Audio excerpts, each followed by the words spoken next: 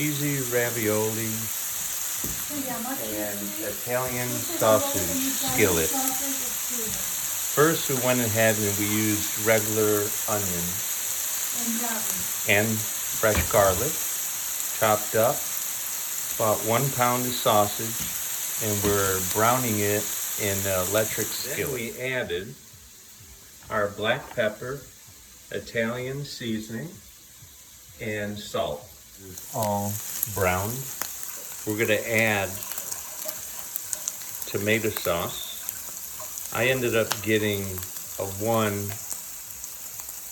larger 15 ounce. And the reason I did that is because we're gonna go ahead and add our diced tomatoes.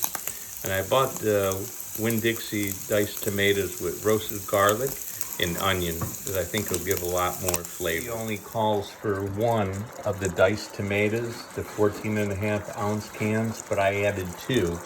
And for that reason, why I'm adding a full can of 15 ounces of tomato sauce. Because I just felt that 1 can of diced tomatoes was not enough. And I like it more saucier instead of being dry. So now I'm gonna add the tomato sauce, and we're gonna let that cook and simmer. And I think another reason of adding the tomato sauce, a full can, plus 2 cans of the diced tomatoes, is it'll give a lot extra, so that way you could go ahead and use it for 2 days, even though if you wanted to add maybe spaghetti, or you wanted to just add more raviolis to it for the 2nd day. I think it'll just come more creamier and not as dry. All the ingredients that we added,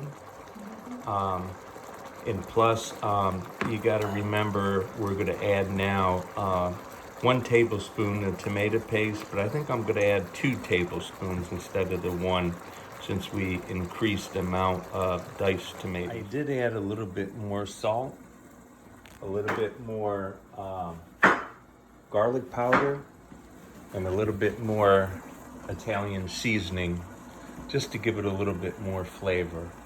I'm also gonna take probably about half a can of the tomato sauce, which is a 15 ounce. I'm gonna fill it with water.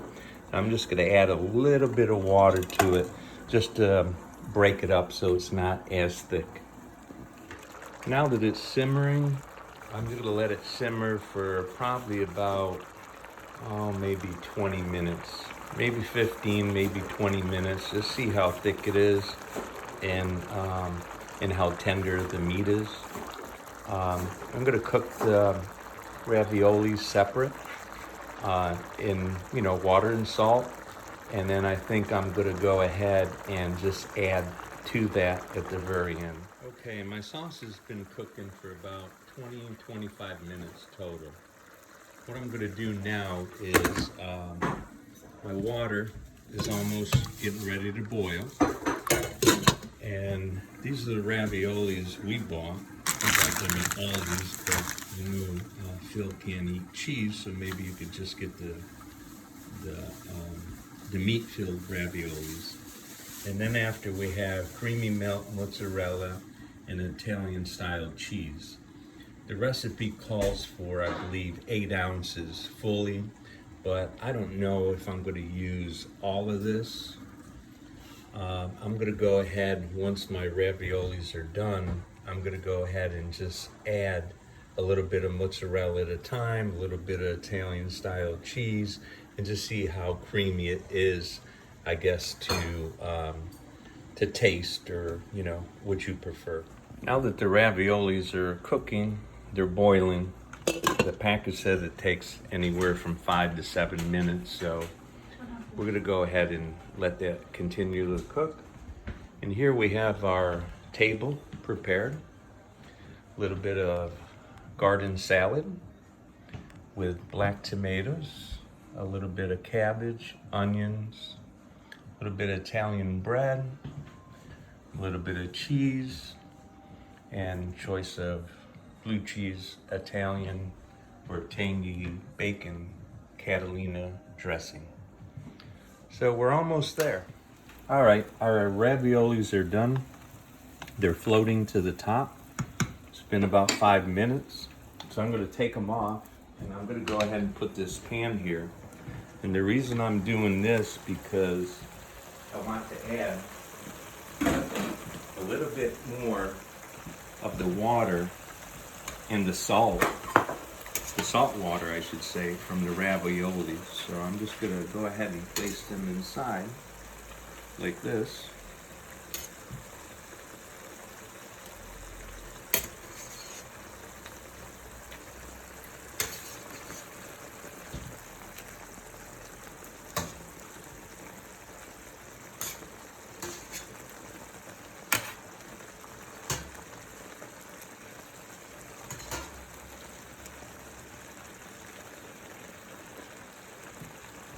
And then I'm just going to get about 1 ladle cup of the water that it cooked in. I'm just going to go ahead and just add that around like this. And then go ahead and gently move your raviolis with your meat sauce.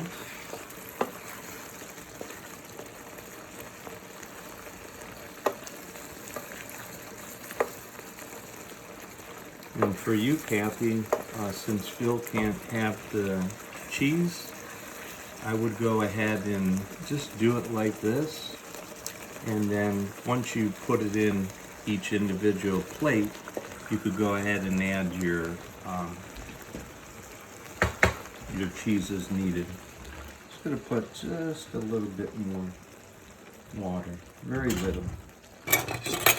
Now what I'm gonna do is, I've got some leftover Italian style grated cheese. And I'm just gonna go ahead and put this on like this. And then after, I'm gonna get a little bit of the mozzarella cheese. I'm just gonna add this on top. And I guess it all depends how cheesy you want it. Maybe for you guys, since Phil can't have the cheese, you could put the amount you want in your bowl and then go ahead and maybe just put it in the microwave for, 10 seconds just to melt a little bit. I think that looks pretty good. I'm gonna go ahead and cover it up. And then just gonna turn up the heat a little bit. And by the way, these these electric fry pans that I'm using, it was the best investment because you could do everything here at one time, and you could brown your meat, you could make basically anything, and it's big enough. And if you're interested, just let me know. I'll give you I got it on Amazon, but I'll let you know the dimensions and the size, the quart size, I believe, so you can have a better idea. But a lot of people will you can take parsley after and just garnish the top of it, or fresh basil, cut it up and garnish the top. I'm not gonna do that today, but just to give you an idea, the cheese is melting really good. I think I'm just gonna add a little bit more mozzarella cheese.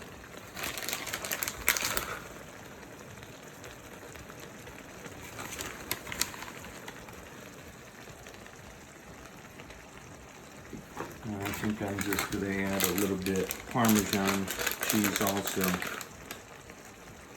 Don't want to make it too thick, because then